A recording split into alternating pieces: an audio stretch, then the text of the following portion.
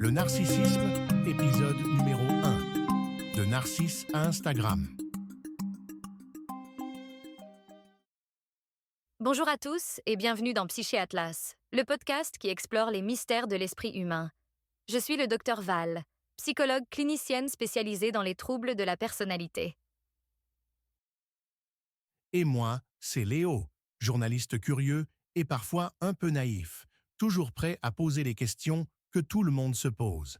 D'ailleurs, Val, j'ai une question qui me turlupine depuis longtemps. Je t'écoute, Léo. Tu sais, j'ai un ami sur Instagram qui poste au moins 15 selfies par jour avec des citations du genre « Être unique, c'est ma spécialité ». À chaque fois que quelqu'un raconte quelque chose d'intéressant, il trouve le moyen de ramener ça à lui.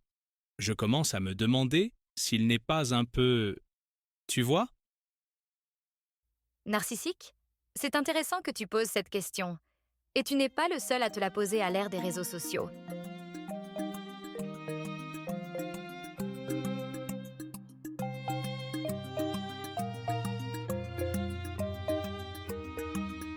D'ailleurs, pourquoi on parle de narcissisme? Ça vient d'où ce terme qui fait peur à tout le monde?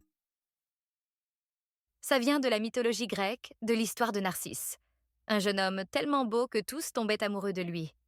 Un jour, se penchant sur une source, Laisse-moi deviner, il est tombé amoureux de son reflet? Un peu comme mon ami avec ses selfies? l'histoire se répète, n'est-ce pas? Mais il y a une profondeur dans ce mythe que les Grecs avaient déjà comprise. Ce n'est pas tant l'amour de soi qui est le problème, c'est l'incapacité à voir au-delà de son reflet.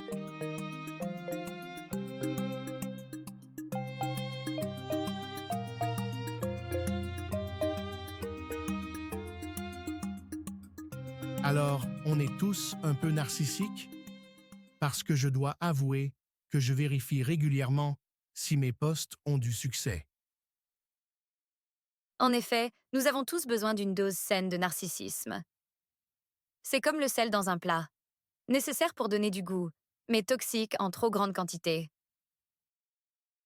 Et comment on sait si on en met trop? Je vais te donner un exemple très concret. Tu connais ces personnes qui, quand tu racontes que tu as fait un marathon, enchaînent immédiatement sur leur triathlon de l'an dernier? Ou celles qui, mine de rien, réussissent toujours à ramener la conversation à elles? Oh oui, comme mon ancien collègue qui, quand j'ai eu une promotion, a passé 1 heure à me parler de sa future grande carrière internationale. Exactement. Et le plus fascinant, c'est que ces personnes ne réalisent souvent même pas qu'elles le font. C'est comme un programme qui tourne en arrière-plan.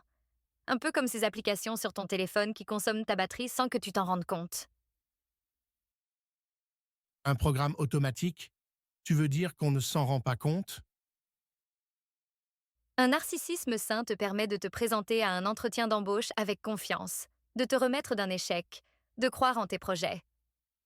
Mais quand il devient excessif, c'est comme si la personne ne pouvait plus exister sans son image idéalisée, comme si la vraie personne disparaissait derrière son reflet.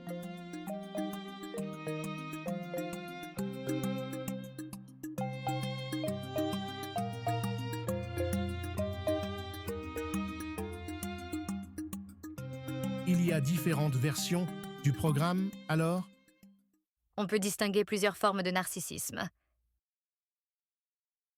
Il y a le narcissisme manifeste, celui qu'on repère facilement, la personne qui parle fort de ses réussites. Le narcissisme vulnérable, moins visible mais tout aussi intense, où la personne a un besoin incroyable de reconnaissance, un besoin constant de validation tout en doutant profondément d'elle-même. Et même le narcissisme collectif, quand on tire sa valeur de son appartenance à un groupe qu'on estime supérieur.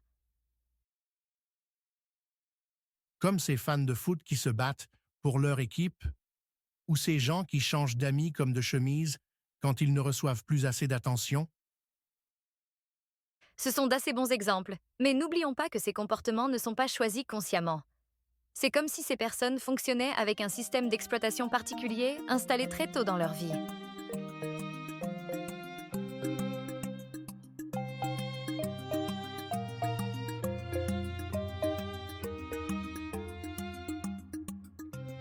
Et avec les réseaux sociaux, on dirait que tout le monde devient narcissique.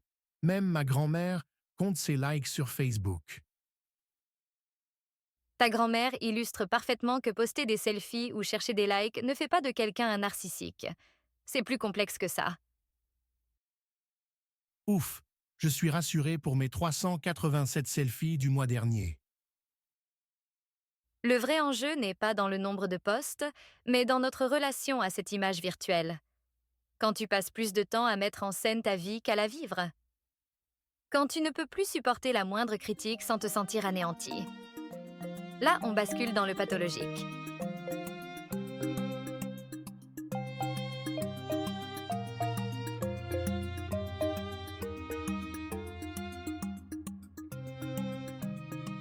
Mais alors, quelqu'un qui a ces comportements narcissiques, il s'en rend compte? C'est là que ça devient fascinant.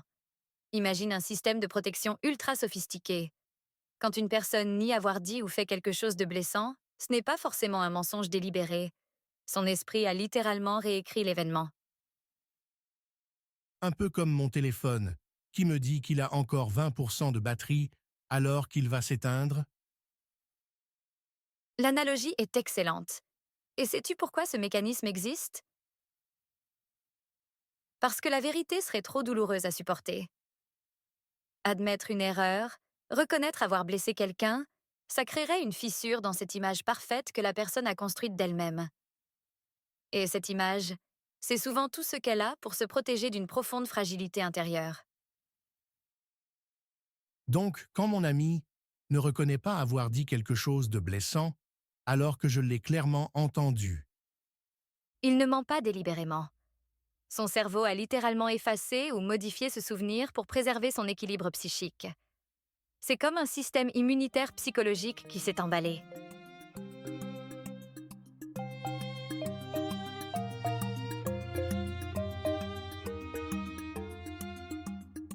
L'essentiel est de comprendre que ces mécanismes ne sont pas choisis. Ils se sont mis en place comme des stratégies de survie, même si aujourd'hui ils peuvent créer plus de problèmes qu'ils n'en résolvent. c'est intéressant. Et un peu effrayant aussi.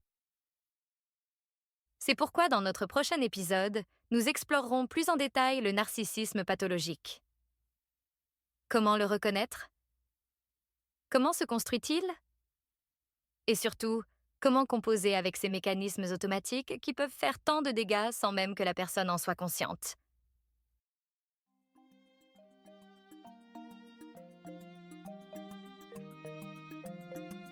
Merci de nous avoir écoutés. N'oubliez pas de vous abonner pour la suite de notre exploration.